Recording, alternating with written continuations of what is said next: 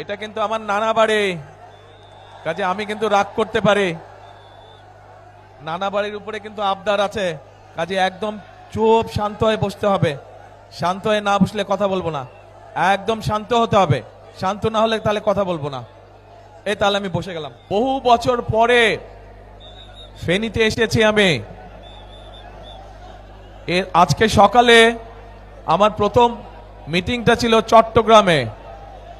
চট্টগ্রামের সাথে আমার একটা আবেগ গণসম্পর্ক রয়েছে।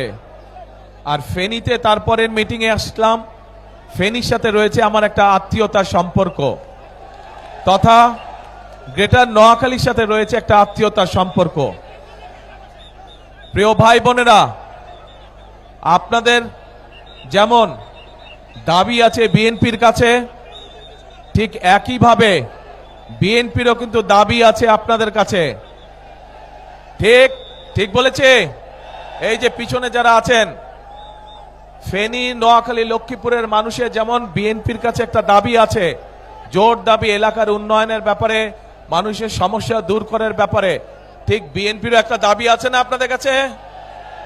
কি সেই দাবি? কি সেই দাবি? ধানের শীষকে জয়যুক্ত করা, ধানের শীষকে জয়যুক্ত করা। এখন প্রিয় ভাই বোনেরা, আমরা রাজনীতি করি। আমরা রাজনীতি করি কাদের জন্য? দেশের মানুষের জন্য আমরা রাজনীতি করি।